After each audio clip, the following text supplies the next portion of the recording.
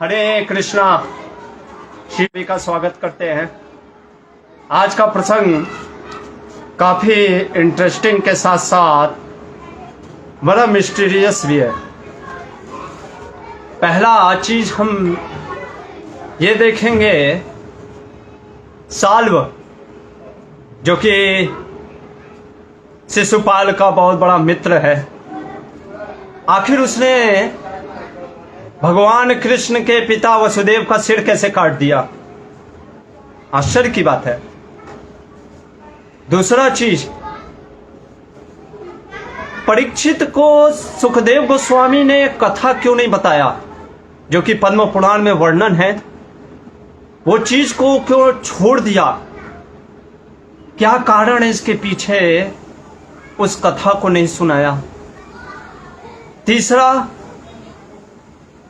कोई व्यास आसन पे बैठा है, पुराणों की कथा कर रहा है और भगवान बलराम ने उसका वध कर दिया। क्यों? ऐसे विचित्र कथाएं श्रीमद् भागवतम में किस लिए दिया गया है? ये हमें क्या संदेश दे रहा है?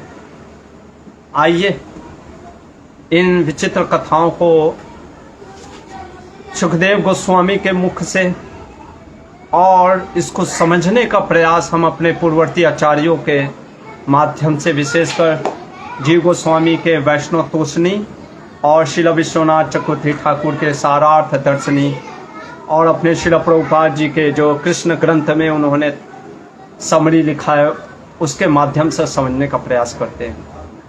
तो चलिए आज के भागवत के प्रसंगों को प्रारंभ करते हैं अपने पूर्ववर्ती आचार्यों और श्रील प्रभुपाद जी की कृपा को लेकर के। ओम नमो भगवते वासुदेवाय। ओम नमो भगवते वासुदेवाय। ओम नमो भगवते वासुदेवाय।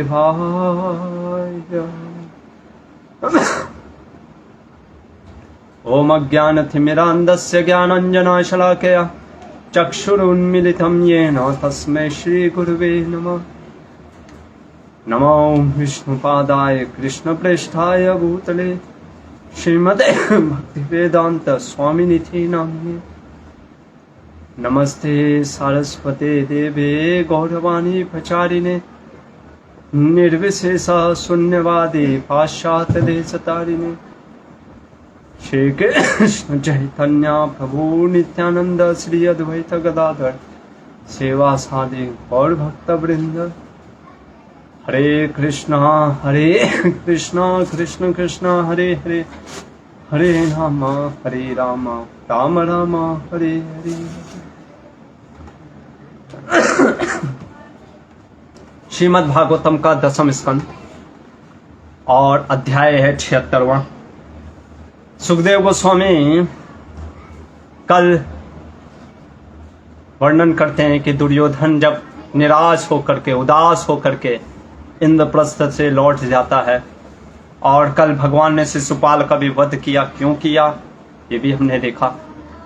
आज सुखदेव गोस्वामी 76वें अध्याय 76 चैप्टर में शुरुआत करते हैं। कहते हैं सुखदेव गोस्वामी, अथा अन्यदा अपि। अथा अन्य कहने का कारण है, अब सुनो परीक्षित दूसरी कथा। क्या कथा? भगवान नर शरीरस्य क्रीड़ा, नर के शरीर में खेल खेल रहे हैं। और एक और उनकी लीला को सुनो। क्या हुआ? तो सुखदेव गोस्वामी कह रहे हैं, शिशुपाल सखा, शिशुपाल का जो सखा है साल्व, जब उसको दुख होता है कि उसके समक्ष भगवान रुक्मिणी का अपहरण करके निकल गए, तो शिशुपाल वहीं पे खड़ा होकर के शिशुपाल का मित्र साल्व वहीं पे खड़ा होकर के सबको घोषणा करता है, सारे राजाओं के समक्ष कहता है, अयादवाम क्षमा करिष्ये पौरुषम मम पश्यता। मैं वचन लेता हूं, क्या वचन लेता हूं, कि मैं यादवों को पृथ्वी से विहीन कर दूंगा। और ये सुन करके सारे हमारे आचार्य कहते हैं, कुछ राजा कहते हैं हाँ हाँ लो लो लो बहुत अच्छा है, मरोगे तो मजा आएगा, कृष्ण और बलराम तुमको मारेंगे। और कुछ राजा कहते हैं नहीं नहीं नहीं बहुत सही, बहुत अच्छा तुमने निर्णय लिया है। तो इस प्रकार से कुछ ने उसका समर्थन किया, कुछ चुप्पी बैठे रहे। और सुखदेव गोस्वामी कहते इति मूढ़ा, मूर्ख है। क्यों मूर्ख है? क्योंकि क्या यादवों को कोई विहीन कर सकता है बिना भगवान के कृपा से? अरे वो यादव जो भगवान के पार्षद है उनको विहीन, प्रतिज्ञास्य देवम। तो क्या करता है साल वो चला जाता है अपने देवम, जो उसके इष्ट देव कौन है, पशुपतिम भगवान भोलेनाथ, या पशुओं के पति साल्व के जैसे पशुओं के ऊपर भी कृपा करने वाले भगवान भोलेनाथ, जो कि प्रभु हैं, उसकी इच्छाओं को पूर्ण जरूर करेंगे। निपा पांस मुष्टि, राजा होते हुए भी साल्व हर दिन एक मुट्ठी मिट्टी खा करके शिव की आराधना करने लग गया। भगवान आशुतोष संवत्सरांते, एक वर्ष के बाद भगवान आशुतोष इसलिए क्योंकि भगवान शिव बहुत जल्दी संतुष्ट हो जाते हैं, प्रकट हो गए। अब आप कहेंगे अरे भगवान शिव कैसे प्रकट हो सकते हैं, इसने तो वचन लिया है कि मैं यादवों को मारूंगा। भगवान शिव तो कृष्ण के अनन्य वैष्णव नाम यथा शंभु कहते हैं। एक्चुअली में हमारे आचार्य कहते हैं क्योंकि भगवान शिव क्यों प्रकट हो गए ना, उन्होंने सोचा अगर मैं नहीं प्रकट होऊंगा ना तो फिर लोग कहेंगे देखो शिव की उपासना करने से क्या फायदा, व्यर्थ है शिव की उपासना, जब शिव जी प्रकट ही नहीं होते, दर्शन ही नहीं देते हैं। तो इसलिए शिव जी प्रकट होते हैं और प्रकट होने के बाद वो आशीर्वाद भी दे रहे हैं कि मांगो जो वर मांगना है। क्यों? क्योंकि शिव जी को पता है कि भगवान हमारे प्रभु अभी इच्छा कर रहे हैं युद्ध के लिए। चलो प्रभु की भी इच्छा है, ये भी इच्छा कर रहा है, मैं प्रभु के कार्य में क्या बन जाता हूं, इंस्ट्रूमेंट बन जाता हूं। साल्व खुश हो गया, भगवान भोलेनाथ से कहता है वृष्णि भीषणम, मुझे एक ऐसा यान बना करके दीजिए, देवासुर मनुष्याणाम गंधर्वो अरक्षसाम, ना देवता ना मनुष्य ना गंधर्व ना राक्षस ना असुर उसे को मार सके, उस यान को नष्ट कर सके। मैं ऐसा यान चाहता हूं वृष्णि भीषणम, जो वृष्णियों के मन में भय उत्पन्न कर दे। क्या बोल रहा है? भय उत्पन्न कर दे, मार ना सके। ये है शिव जी की प्लान। शिव जी ने कहा बहुत अच्छा वर मांग रहे हो, बस भय तो उत्पन्न करना है। ठीक है, मैं भय उत्पन्न करवा दूंगा, उसमें क्या है। और कहते हैं तथेति, तथास्तु। भगवान गिरीश जो कि कैलाशपति हैं, उन्होंने तथास्तु कह करके चले गए। और उन्होंने माया दानव को कहा कि इसके लिए बहुत सुंदर ज्ञान का वाहन का निर्माण किया जाए। वो वाहन माया दानव ने ऐसा निर्माण किया, वर्णन कर रहे हैं सुखदेव गोस्वामी, जैसे एक सिटी पूरा पुर बस गया था उस वाहन में। वायु के से चलने वाला वो यान, उसका नाम है सौभ। और साल वो उसमें बैठ करके निकल पड़ा यदुओं को कष्ट देने के लिए द्वारिका। और सबसे बड़ा चीज क्या था, उसमें पूरी अंतरिक्ष से अंधकार था, इसलिए वो दिखता ही नहीं था, अदृश्य था, पूर्णतः अदृश्य। पहुंचा द्वारका नगरी के किनारे और पहुंचकर जो नगरी के सालू की सेना ने क्या किया, महल, गोपुर जो बड़े बड़े इमारतें थे उन सभी को तोड़ फोड़ना स्टार्ट किया, और तो और पत्थरों वृक्ष के तनों को तोड़ना स्टार्ट किया। पूरा भयंकर वहां पे बवंडर खड़ा कर दिया, धूल की बवंडर होने लग गई। ये देख करके सभी द्वारिकावासी त्राही त्राही करने लग गए। सब जगह सुख जो शांति द्वारका में था वो नष्ट हो गया। इसको देखते हुए सुखदेव गोस्वामी कह रहे प्रद्युम्नो भगवान, प्रद्युम्न जो कि कृष्ण का पुत्र है, भगवान है। क्यों भगवान है? मैंने आपको बताया था जीव गोस्वामी के अनुसार कि ये चतुर्व्यूह, जो अगर आपको पता होगा नारायण से एक चतुर्व्यूह निकलता है, जिसमें एक वसुदेव होते हैं, एक संकर्षण होते हैं, एक प्रद्युम्न होते हैं, एक अनिरुद्ध होते हैं। ये सारे के सारे विष्णु तत्व होते हैं। तो यही प्रद्युम्न भगवान कृष्ण के रूप में विष्णु वो भी हैं, वो पुत्र का रूप लेकर के पुत्र का लीला कर रहे हैं। भगवान प्रद्युम्न ने कहा कि अरे कोई बात नहीं, मैं जाता हूं युद्ध करने के लिए। और प्रद्युम्न अपने साथ, उनके साथ कौन है? सात्यकी, चारुदेशन, सांब, अक्रूर, उनके छोटे भाई हार्दिक, भानुविंद, भानुविंद जो कि सबसे बड़े बेटे का नाम है सत्यभामा के, गद, सुक, सारण इत्यादि, ये सारे जो महारथी थे सभी अपने रथों पे, घोड़ों पे, हाथियों पे और पैदल सैनिकों के साथ निकल पड़े साल्व की सेना से युद्ध करने के लिए। अभी दोनों के बीच में महाघमासान युद्ध होना आरंभ हुआ। लेकिन साल्व के पास बहुत माया शक्ति था। उसने क्या किया, भले यादवों सूर्य के गति के समान तीरों की वर्षा करते थे उसके यान पर, लेकिन फिर भी प्रभावित नहीं हो रहा था। उसका यान कभी ऐसा लगता था कि पूरे आकाश में फैला हुआ है, कभी वो इधर दिखता था, कभी इधर दिखता था, कभी उधर दिखता था, अदृश्य हो जाता था इधर। लेकिन प्रद्युम्न ने क्या किया, 25 तीर जो उसके पास, अपने धनुष से 25 बाण मारे। किसको? साल्व के सेनापति द्युमान को। और उसने 100 तीर साल्व को मारे, एक एक तीर उसके सारे योद्धा को, उसके सारथी को, उसके घोड़ों को मारे।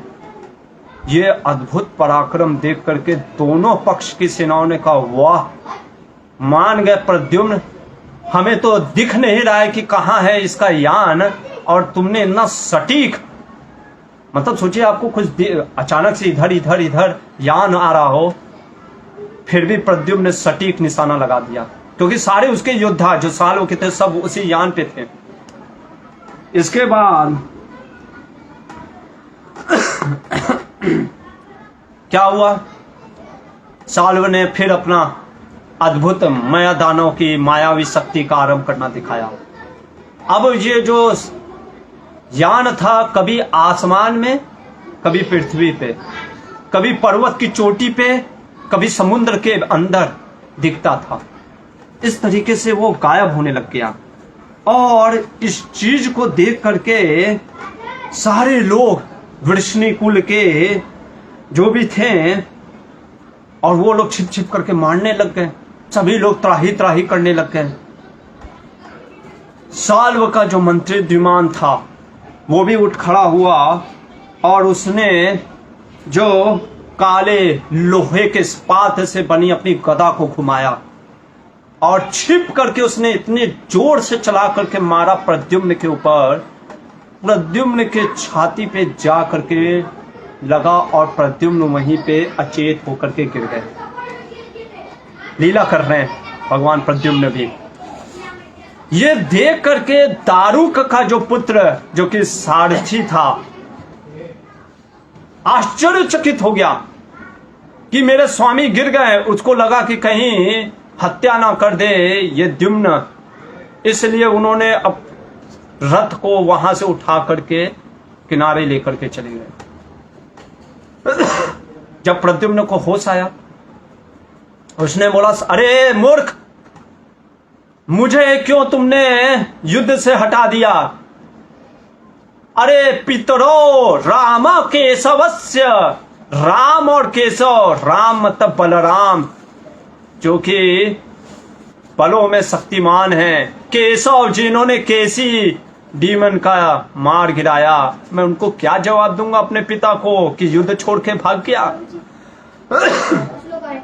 अरे द्वारिका का कोई योद्धा आज तक छोड़ा नहीं, युद्ध से कभी भागा नहीं, और मुझे तुमने भगा दिया। अरे मेरे भाइयों की पत्नियां जो मेरी भाभियां लगेंगी वो मुझे कहेंगे, ताने मारेंगे। कहेंगे, अरे तुम तो बड़े बड़े योद्धा थे प्रद्युम्न, तुम तो ओ हो कैसे तुम छोड़ करके युद्ध भूमि को भाग गए? आखिर तुम्हारे दुश्मनों ने ऐसा क्या प्रहार कर दिया कि तुमको भागना पड़ गया? मूर्ख, तुमने मेरा नाम कलंकित कर दिया। ये सोच करके हाथ जोड़ करके सारथी जो दारूक का पुत्र होता है, श्रीमद एनोडी में भक्ति रसामित सिंधु में हमारे रूप गोस्वामी कहते हैं, दारूक भगवान से बहुत प्रेम करते हैं, उनके पुत्र भी भगवान से बहुत प्रेम करते हैं, प्रेममयी संबंध है, भाव लेवल पे हैं। वो कैसे सह सकते थे कि उनके पुत्र को कोई चोट पहुंचाए? हाथ जोड़ करके कहते हैं कि हे प्रद्युम्न, मैं धर्म जानता हूं। धर्म कहता है कि सारथी को अपने रथी, अपने स्वामी की रक्षा करनी चाहिए किसी भी प्रकार से। जब मैंने देखा कि द्युम्न ने आपके ऊपर गदा का प्रहार किया है और जिसके कारण से आप अचेत हो गए थे, तो मुझे लगा कहीं वो आपका वध ना कर दे, इसलिए मैंने निकाल लिया। मैंने धर्म को निभाया है। मैं आपको उस युद्ध से इसलिए निकाला कि ताकि आपके ऊपर कोई चोट ना, हानि ना पहुंचे। प्रद्युम्न जानते थे। वो उठ खड़े हुए और कहे कि अब मेरे को पुनः वहां पे लेकर के चलो जहां पे वो द्युम्न है। ये सोच करके सारथी फिर से वहां पे लेकर के चलता है। यहां पे 76वां अध्याय समाप्त। सुखदेव गोस्वामी आगे वर्णन करते हैं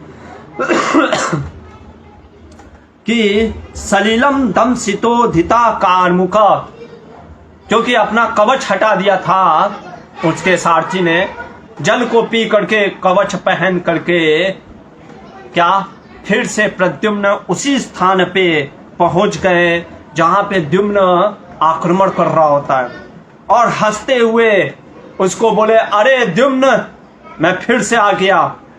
और 4 कुल मिला के 8 बाण मारे। कैसे?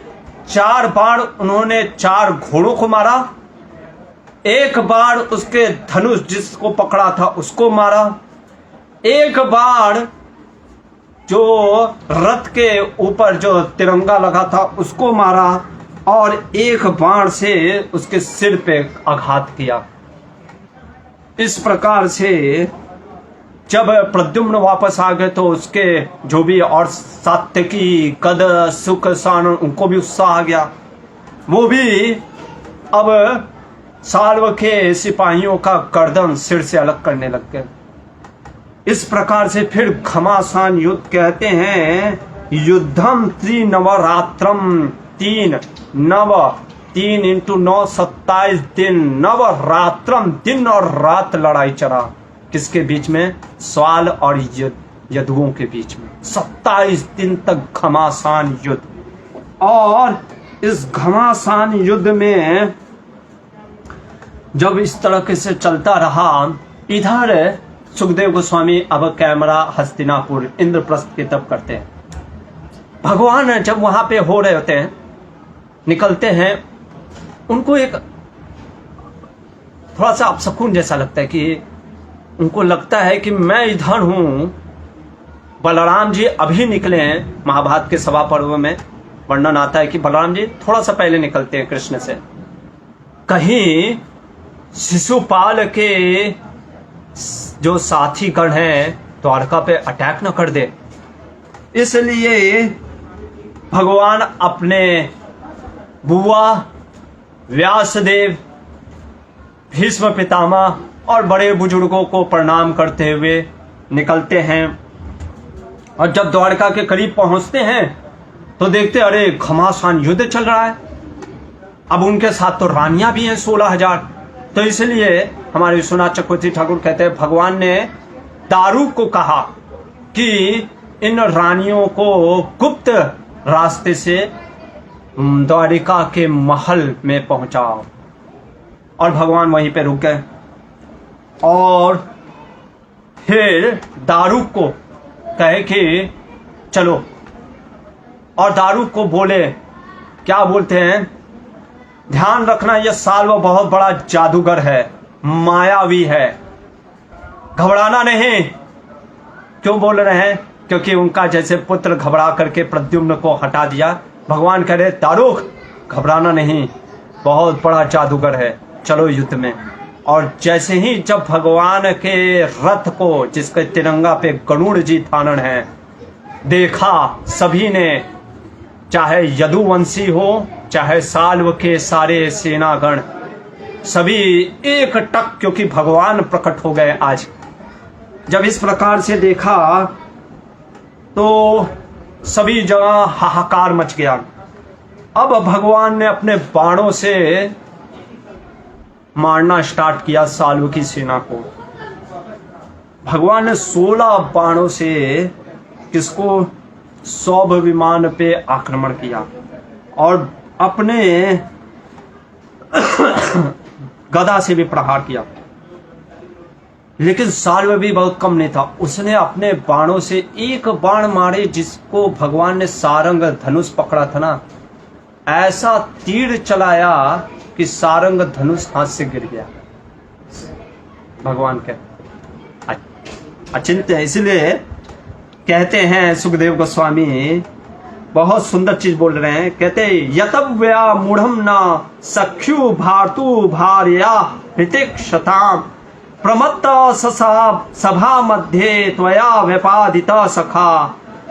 कह रहे हैं भगवान लीला कर रहे हैं मनुष्यों के रूप में। और जैसे कि अरे जैसे किसी योद्धा का कुछ गिर जाता है ना, तो भगवान भी आश्चर्यचकित होकर के गिर गए। और यहाँ पे साल्व को लगा कि ओह मैंने हरा दिया, गरजते हुए अब बोलने लग गया, अरे मूर्ख, तूने मेरे मित्र शिशुपाल के मंगेतर का अपहरण कर दिया। कौन? रुक्मिणी का अपहरण किया। और तो और जब मेरा मित्र कुछ निहत्था था, यज्ञ में आया था, उसको तुमने सुदर्शन से मार दिया। खड़ा रह यहीं पे, अगर हिम्मत है तो आज मैं तेरे सर को क्या करूंगा, इस शरीर से अलग कर दूंगा। देखो भगवान को बोल रहा है कि तेरे सर को अलग कर दूंगा। भगवान ने भी बोला कि गरजते बादल बरसते नहीं। अरे अगर इतना योद्धा है तो गरज क्यों रहा है, अब बरस। और इस प्रकार से भगवान ने अपनी गदा घुमाई, कौमुद की गदा। भगवान को भी गुस्सा आ गया, ललकार दिया ना इस तरीके से, और उठा करके गदा भगवान ने खींच करके मारा साल्व को, साल्व के गर्दन के पास। उसको इतना जोर से चोट किया कि उसके मुख से खून की उल्टी बह गई। लेकिन साल्व था बहुत बड़ा जादूगर, गायब हो गया अपने सौम्य विमान के साथ। इधर भगवान फिर अपना गदा उठा करके सोचते कि फिर प्रहार करूंगा। तभी अचानक से एक व्यक्ति, एक ततो मुहूर्त आगत्य पुरुष, भगवान के पास एक व्यक्ति आया और आकर उसने क्या कहा, रोते हुए कह रहा है, क्या कह रहा है, मुझे देवकी ने भेजा है, हे कृष्णा मुझे तुम्हारी माँ देवकी ने भेजा है। क्या कहा है? कह रही है तुम्हारी माँ ने कि देख बेटा, तेरे पिता वसुदेव को जैसे कसाई गर्दन पकड़ करके खींच करके बलि के बकरे को लेकर के जाता है, वैसे साल्व तेरे पिता को खींच करके लेकर के जा रहा है। और उसी क्षण सल्व ने, भगवान देखते हैं सल्व वसुदेव को पकड़ा हुआ है, गर्दन पकड़ा हुआ है, और कृष्ण को कह रहा है यही है ना तुम्हारे पिता वसुदेव जिनके लिए तुमने कंस का वध किया, अब देखो मैं तुम्हारे इस पिता के साथ क्या करता हूं। और उसी क्षण उसने अपने तलवार से वसुदेव के सिर को काट दिया। वसुदेव के सिर को जब कटा हुआ देखा, फिर लिखते हैं कृष्णो मानुषिम प्रकृतिम गता, मनुष्य के जैसा कार्य कर रहे हैं भगवान। भगवान वहीं पे बैठ करके अपना सारंग धनुष और कुमुदकी रख दिया और ऐसे पकड़ लिए, जैसे अर्जुन पहले गीता के अध्याय में सिर पकड़ के रोने लगता है, वैसे भगवान रोने लग गए और रोने लग गए। और भगवान कहने लगे मेरे पिता वसुदेव ये क्या हो गया। इस प्रकार से भगवान कहने लगे बलराम के रहते हुए, अरे बलराम के आगे क्या ये सल्व इतना महान है कि वसुदेव को उसने पकड़ लिया। भगवान कहते हैं नीता पिता में बलवान विधि, आज मैं समझ गया विधाता बहुत बलवान है। विधाता तो वैसे भगवान ही है, लेकिन फिर भी भगवान कह रहे मैं जान गया, मेरे पिता को पकड़ के मार दिया इस साल्व ने। जब ये भगवान ये शब्द कह चुके थे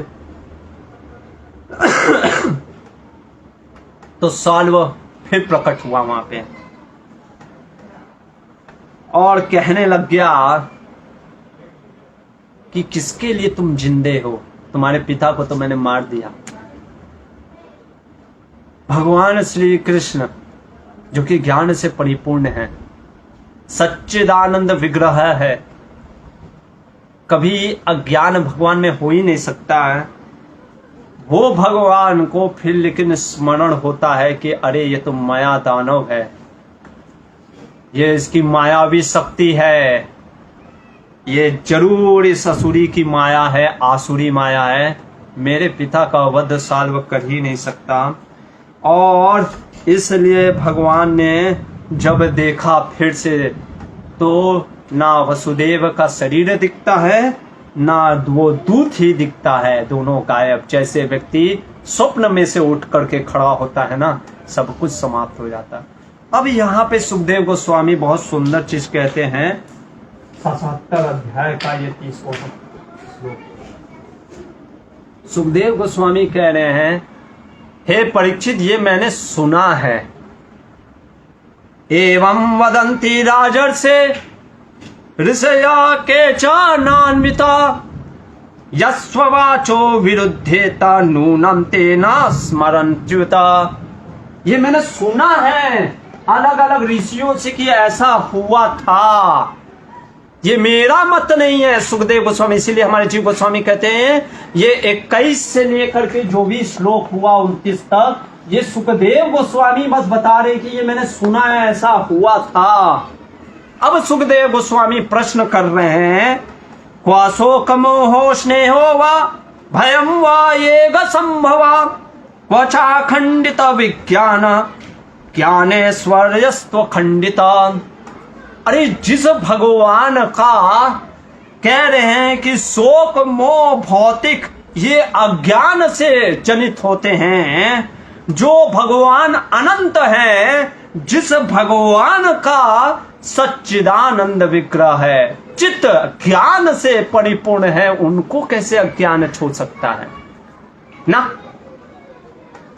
ये या तो सुखदेव गोस्वामी कहते हैं या तो ये लीला है भगवान की पूर्णता, पहला चीज, और नहीं तो ये ऋषि गण क्या हो गए हैं, कह रहे हैं वो ही भ्रमित हो गए भगवान की लीलाओं से। अरे भगवान कभी भ्रमित हो सकते हैं? नहीं परीक्षित, नहीं, ऐसा कभी नहीं हो सकता। जो भगवान सच्चिदानंद है वो कभी माया से प्रभावित हो जाएंगे? नहीं, माया तो उनके अधीन है। माया दक्षेण सूयते, मेरी माया है, मेरी अध्यक्षता में कार्य करती है। इसलिए कहते हैं, और यहां तक कहते हैं सुखदेव गोस्वामी, अरे जिस भगवान के चरणों की सेवा करके भक्त लोग माया से ऊपर, योगी जन जिस भगवान को हृदय में माया के अधीन नहीं रहते, गुणों से ऊपर उठ जाते हैं, वो माया, वो भगवान क्या माया के अधीन हो जाएंगे? नहीं परीक्षित, नहीं। और ये बोल करके सुखदेव गोस्वामी क्लैरिफाई कर दिए, या तो ये भगवान की सिर्फ लीला है, और या तो ऋषि गण जो ये हमें सुनाए बताएं वही माया से प्रभावित हो गए। भगवान कभी माया से प्रभावित नहीं होते हैं। और फिर कथा को आरंभ करते हैं। सुखदेव गोस्वामी कहते हैं कि साल्व के वेग को, अस्त्रों को जब छड़ी लगाए हुए देखा, तब भगवान ने क्या किया, कहा अब बहुत हो गया। उन्होंने बाणों से साल्व के कवच, मुकुट और उसके धनुष को काट दिया, और अपनी गदा से उस स्वभगवान को, जो कि भगवान की, महादेव की कृपा थी, उसको तहस नहस करके समुद्र में डुबो दिया। अब साल्व अकेला खड़ा है, और वो उठाता है अपना गदा और लेकर के सोचता है कि आज अब मैं कृष्णा को मार ही दूंगा अकेले ही। तोड़ पड़ता है कृष्णा को। भगवान ने एक भाला उठाया और उसके हाथ को काट दिया।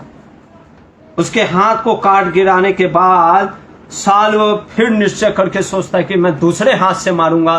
भगवान ने कहा बस, और उन्होंने सुदर्शन चक्र को आदेश दिया, और साल्व के गर्दन को सुदर्शन ने काट गिराया, और वहीं पे साल्व की मृत्यु हो गई। जैसे ही साल्व का शरीर गिरा, उसके सारे अनुयायी हाय हाय करके चिल्लाने उठे, पूरा आकाश गूंज उठा, और सभी जगह धुंधुबियां इत्यादि बजने लग गए। इधर सुखदेव गोस्वामी ये 77वां अध्याय खत्म होने के बाद एक और लीला कहते हैं कि शिशुपाल साल्व पौंड्रक के बाद उसके जो एक और मित्र था दंतवक्र, वो अकेला आ गया, अकेला पैदल आ गया और युद्ध के लिए ललकार दिया कृष्णा को फिर से। और भगवान ने उसको देखा, अपनी गदा उठाई और बड़ी घुमा करके भगवान ने उसको खींच करके मारा।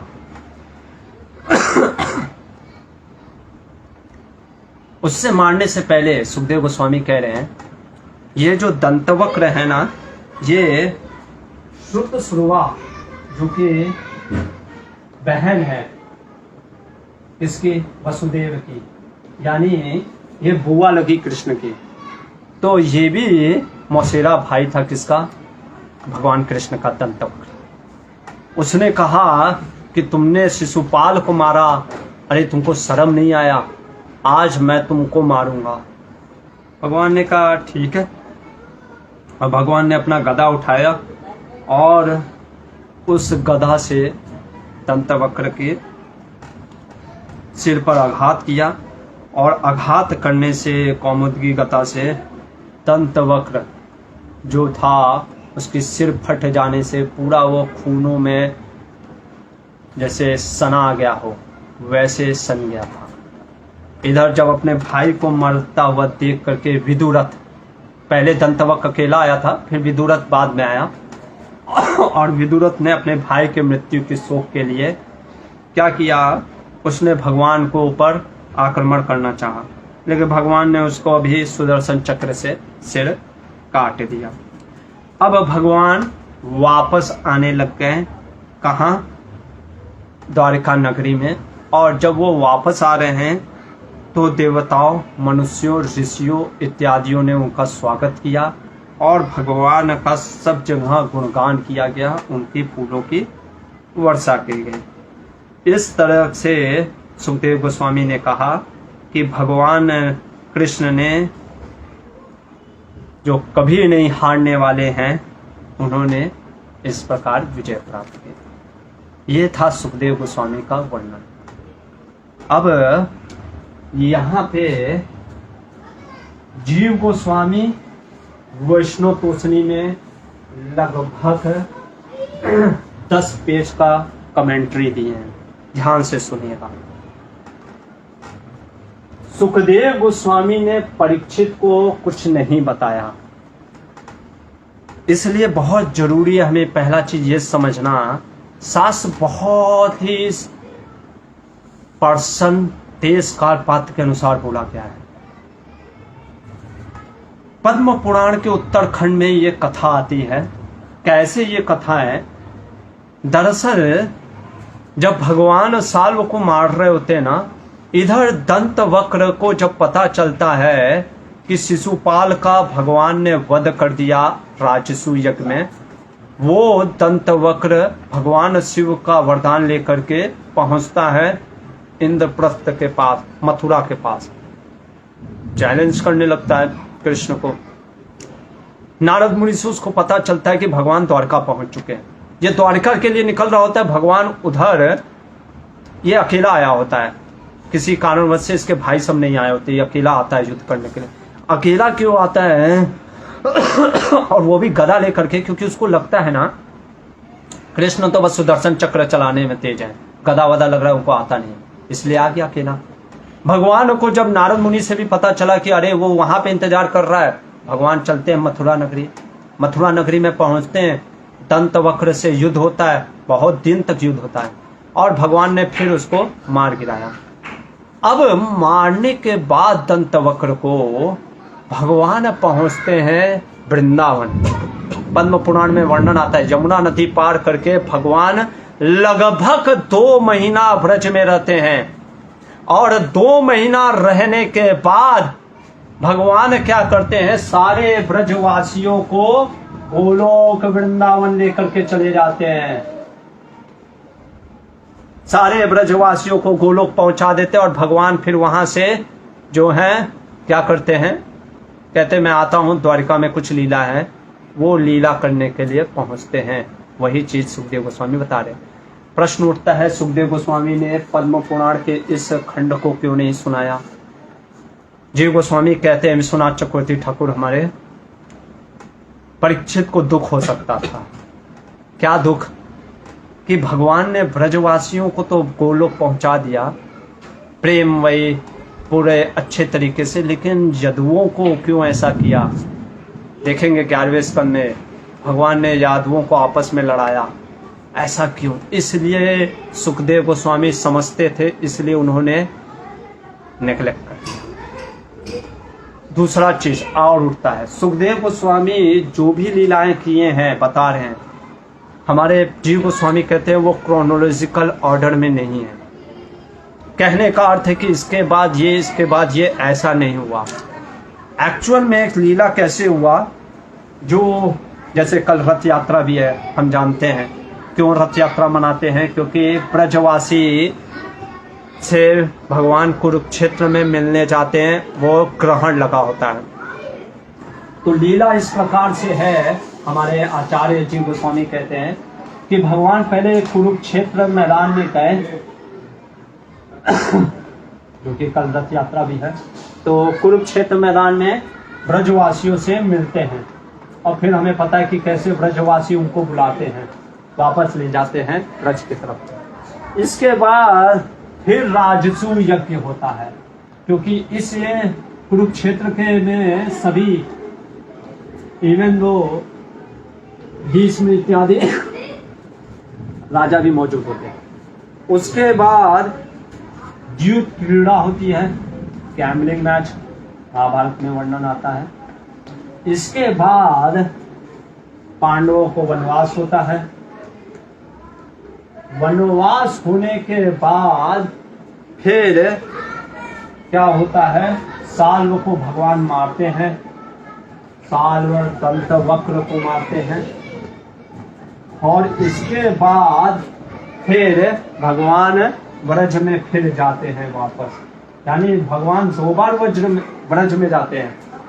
ये जो ब्रजवासी जो कुरुक्षेत्र के मैदान में भगवान से मिलते हैं, ये तुरंत कंस के मृत्यु के बाद की लीला है, ऐसा जीव गोस्वामी कहते हैं। ज्यादा समय नहीं हुआ था, कंस के मृत्यु के बाद की लीला है। ये चीज सुखदेव गोस्वामी ने हटा दिया। क्योंकि अगर ये बताते तो फिर उनको ये भी बताना पड़ जाता कि कैसे भगवान ने सबको गोलोक भेज दिया। और इसके बाद जब 13 वर्ष बीत जाता है, सारे पांडव और कुरु आपस में युद्ध के लिए तैयार होते, तो बलराम जी निकल पड़े। किसके लिए? वो सोचते मैं कैसे एक पक्ष ले सकता हूँ, तीर्थ यात्रा के लिए निकल पड़ते हैं। अब वहाँ से सुखदेव गोस्वामी इन लीलाओं को वर्णन कर रहे हैं। तो वास्तव में ऐसे है, पर हम देखते हैं कि सुखदेव गोस्वामी इस लीला को अभी बाद में बताएंगे 80वें अध्याय में। तो ऑर्डर, क्योंकि सुखदेव गोस्वामी को जो आ रहा था स्फूर्ति वो बताते जा रहे थे, उस कारण से। अब बलराम जी जब उन्होंने सुना कि भाई युद्ध हो रहा है, निकल पड़े। तो सबसे पहले प्रभास क्षेत्र गए, वहाँ पे सरस्वती पे स्नान किए, सरस्वती जो कि पश्चिम तट पे मिलती है। उसके बाद बलराम जी निकल पड़ते बिंदु सरोवर की तरफ, जहाँ पे कर्दम मुनि का आश्रम था। उसके बाद विशाल, जो कि अवंती देश कह सकते हैं, उज्जैन, ब्रह्म तीर्थ, चक्र तीर्थ इत्यादि, ये सब होते हुए नैमिषारण्य पहुंच गए। अभी नैमिषारण्य पहुंचे तो वहां पे यज्ञ हो रहा था, ऋषि मुनि यज्ञ कर रहे थे। वहां पे उन्होंने देखा, जैसे ही बलराम जी उपस्थित, सभी उठ के खड़े हो गए। बलराम जी हैं, स्वयं साक्षात भगवान हैं, सब खड़े हो गए, ठीक है। और सभी खड़े हो गए, सभी सम्मान कर रहे थे। बलराम जी ने देखा कि आसन पे कोई बैठा था। कौन बैठा था? लिखा है महर्षि शिष्यमेक्षता, व्यास देव के शिष्य रोमहर्षण जी बैठे हैं। वो व्यास आसन पे बैठे हुए हैं। और भगवान ने, बलराम जी ने देखा कि सिर्फ खड़े नहीं हुए। अरे चलो ठीक है बैठे, मान लो कभी कभी होता है कि कोई खड़ा नहीं हो पाता तो ऐसे ही हाथ जोड़ लेता है, हाँ प्रणाम, कोई बड़ा व्यक्ति आ गया, हाथ भी नहीं जोड़ा, देखा तक नहीं बलराम जी को। भगवान बलराम जी ने कहा ये तो हद हो गई। एक तो व्यास पीठ पे बैठ गया ये रोमहर्षण, और ऊपर से देख भी नहीं रहा, और बहुत सुंदर श्लोक कह रहे हैं जो कि हमको भी सीखने के लिए है। भगवान कह रहे हैं बलराम जी, ऋषे भगवतो भूत्वा शिष्यो अधीत्य बहूनि च सेतिहास पुराणानि धर्मशास्त्राणि सर्वशः। सबसे पहले करे व्यासदेव का शिष्य है। हो सकता है कोई कहे कि भाई हो सकता है उसको पता ना, व्यासदेव का शिष्य को नहीं पता कि भगवान आए तो खड़ा होना चाहिए। चलो ठीक है, नहीं पता। अरे धर्म शास्त्र का ज्ञाता है, वेदों पुराणों को जानने वाला है, इसको ये नहीं पता। इसके आगे कह रहे हैं, बहुत सुंदर चीज बोल रहे हैं 26वें श्लोक में। बलराम जी कह रहे हैं, अदान्तस्या विनीतस्य वृथा पंडिता मानिना न गुणाय भवन्ति स्म नटस्येवाजितात्मना। अरे भागवत को, पुराणों को, महाभारत को पढ़ने के बाद यदि अंदर में विनीत भाव, अहंकार की भावना आ रही है ना, तो सिर्फ समझो कि हम नाटक कर रहे हैं पढ़ने का। स्वयं बोल रहे हैं, जिस प्रकार से एक व्यक्ति नाटक करता है ना, नौटंकी करता है, अगर भागवत पुराणों इत्यादि शास्त्रों को पढ़ने के बाद अगर किसी के अंदर ये आत्म संयम, विनीत भाव, अहंकार शून्य नहीं हो रहा है ना, समझ लो कि वो सिर्फ नाटक कर रहा है, सिर्फ नाटक कर रहा है। कोई फायदा नहीं है उसके पुराणों को पढ़ने का। ये हमें एक संदेश दे रहे बलराम जी, गुरु तत्व है ना, कि अगर हम भागवत को पढ़ने के बाद ये सोचे ओ मैं तो इतना बड़ा भागवत कथाकार हूँ, हमारा भागवत पढ़ना फिर व्यर्थ है। क्योंकि सिर्फ वो ज्ञान के बोझ से हम खुद ही अहंकार में दब के मर जाएंगे। विद्या विनय संपन्न, विद्या से विनय उत्पन्न होना चाहिए। रोमहर्षण के अंदर विनती भावना नहीं आए। यहाँ बलराम जी हैं, आदि गुरु हैं, परमात्मा के रूप में समझ गए कि इसके अंदर अहंकार भर गया है। और बलराम जी ने कहा मैं तो निकला था तीर्थ यात्रा के लिए, मैं तो सोचा युद्ध नहीं करूंगा, पर देखो ब्रह्मचर्य का पालन किए थे, इसलिए उन्होंने कुछ ग्रास को उठाया और उसको शस्त्र बना करके सीधा फेंका रोमहर्षण के ऊपर। रोमहर्षण का गर्दन काट दिया। व्यास आसन पे बैठे बैठे हत्या दिन दहाड़े हत्या कर दिया बलराम जी ने। ये देखकर आहा ये क्या हुआ, सारे जो ऋषि मुनि गण थे वो तो एकदम त्राही त्राही कर दिए।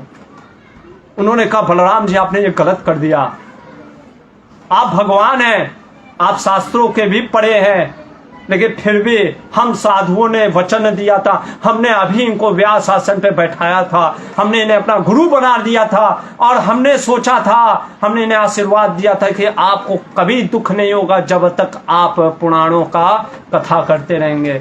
आपने तो मार ही दिया।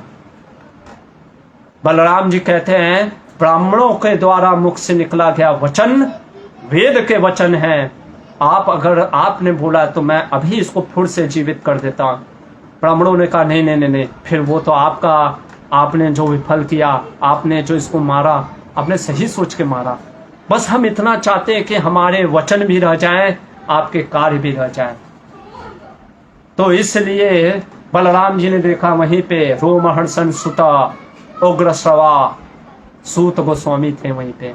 उन्होंने कहा कि पिता का अंश पुत्र होता है, पिता की आत्मा पुत्र है, शास्त्र कहता है। इसलिए मैं इस रोमहर्षण के पुत्र को आशीर्वाद देता हूं कि युगों युगों तक जितने पुराणों के ज्ञान इसको होंगे और इसको जो भी आपने वचन दिए थे कि जब तक जो पुराणों की कथा करेगा इसको कोई भी दुख, ना शारीरिक दुख ना मानसिक क्लेश होगा।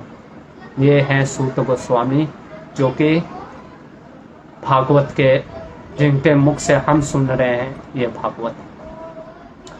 तो इसके बाद भगवान बलराम ने कहा कि मैं लोगों को शिक्षा देने के लिए कुछ प्रायश्चित करना चाहता हूँ। वास्तव में बलराम जी को प्रायश्चित की जरूरत नहीं, फिर भी यद्यत आचरति श्रेष्ठ। तो सारे ऋषि मुनि ने कहा अगर आपको प्रायश्चित करना है, हर अमावस्या के दिन इलावल का पुत्र बलवल आता है यहाँ पे, आकर के खून मूत्र पिशाब मल सब हमारे यज्ञ में गिरा करके त्राही नष्ट वष्ट करके हमें बड़ा पीड़ित करता है, उसका वध कर दीजिए। और उसके वध के बाद पूरा 1 साल तक तीर्थों का भ्रमण करिए, नदियों में स्नान करिए। बलराम जी कहते ठीक है। यहाँ पे 78 चैप्टर खत्म। 79 चैप्टर में सुखदेव गोस्वामी कहते हैं वो दिन आ गया, फिर से अमावस्या का दिन था, अचानक से आंधी तूफान होने लग गया, इलावल का पुत्र बलवल आ गया, खून पिशाब मल मूत्र त्यागने लग गया। बलराम जी ने कहा अच्छा ऐसी बात है, यही है वो। ऋषि मुनि ने कहा यही। बलराम जी ने याद किया अपने 2 अस्त्र, हल और गदा। हल से उन्होंने क्या किया, जैसे नहीं होता किसी को पहले पकड़ लो, तो हल से भगवान ने उसके गर्दन को पकड़ के फंसा लिया, कहा रुक भाग कहाँ रहा है। और फिर गदा को उठाया, ऐसे नचाया और खींच करके मारा। जैसे ही खींच करके मारा बलवल, अरे इतना पूरा कहते हैं सुखदेव गोस्वामी जैसे काजल का खजाना, वो क्या हो काजल पूरा, जैसे काजल का पूरा खान हो, ऐसा काला पूरा भूरा भूरा लाल आंखें ऐसी थी। ये देख करके आश्चर्यचकित, फिर उसको जो मारा भगवान ने तो पूरा खून में लथपथ हो गया। सभी लोग ऋषि मुनिगण आशीर्वाद देते बलराम जी को, और बलराम जी कहते ठीक है अब मैं निकलता हूँ। और वहाँ से सबसे पहले कौशिकी नदी सरयू नदी में स्नान करते हैं। सरयू नदी से स्नान करके प्रयाग में आते हैं। प्रयाग से गया, अभी तो उनके पितामह और पिता जीवित थे, फिर भी कुछ गया गए, वहाँ पे आशीर्वाद लिया। गया के बाद वो निकलते हैं गंगा सागर। गंगा सागर से जगन्नाथपुरी नहीं जाते हैं, हमारे जीव गोस्वामी कहते हैं कल जगन्नाथपुरी क्यों नहीं गए जगन्नाथपुरी, बलराम जी ने कहा अरे यहाँ पे तो मेरा खुद ही पूजा होता है, बड़ा अच्छा नहीं लगा, अरे मैं वहां पे कैसे जा सकता हूँ जहाँ पे लोग मेरी पूजा कर रहे हैं। इसलिए जगन्नाथपुरी को छोड़ करके निकल गए और निकल करके वो फिर वेंकटाचल, तिरुपति बालाजी, रंगनाथ होते हुए सारी नदियों में भी नहाते हुए गए। गंडकी नदी इत्यादि सबका वर्णन भी आ रहा है, गोदावरी नदी, और परशुराम जी के दर्शन भी किए। उसके बाद भगवान दक्षिण मथुरा की तरफ गए, फिर ऋषभ पर्वत गए, वहां से फिर रामेश्वरम गए। रामेश्वरम के बाद वो मलय पर्वत होते हुए अंत में दुर्गा जी का जो रूप है कन्याकुमारी, वहां तक गए।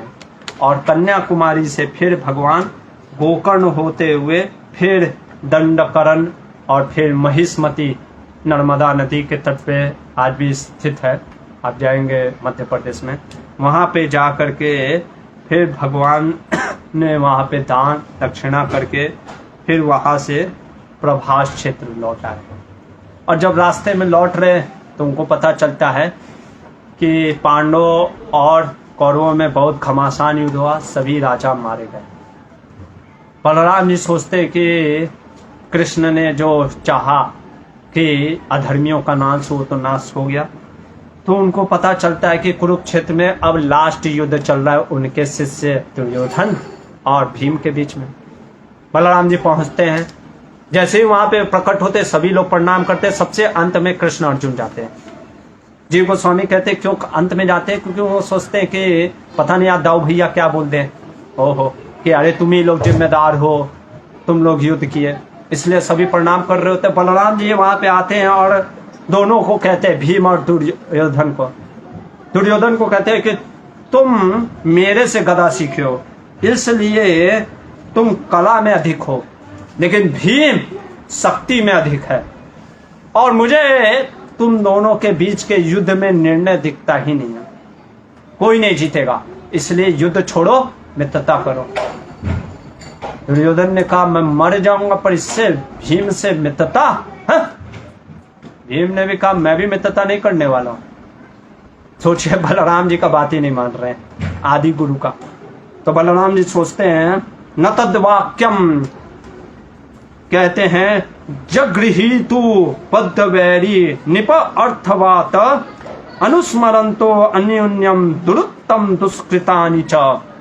सुखदेव गोस्वामी कह रहे हैं बात नहीं सुने और ये सोच करके कि अपमानों को कैसे, इसलिए क्या करते हैं, दिष्टम तद अनुमानवानो रामातारवतीम ययो।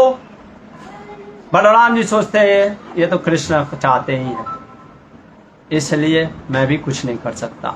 और वो वहां से फिर हमें पता है महाभारत में कि फिर युद्ध होता है, दुर्योधन मार गिराया जाता है, फिर वहां से बलराम जी निकल जाते हैं और निकल करके वो द्वारिका पहुंचते हैं। उग्रसेन वसुदेव उनका स्वागत करते हैं और बलराम जी के फिर वहां से निकल करके उनको बड़ा क्षुब्ध होता है, अपनी पत्नी रेवती को लेकर के और कुछ अपने मित्रों के साथ फिर नैमिषारण्य आश्रम में आते हैं और वहां पे यज्ञ का अनुष्ठान होता है, उसमें सम्मिलित होते हैं।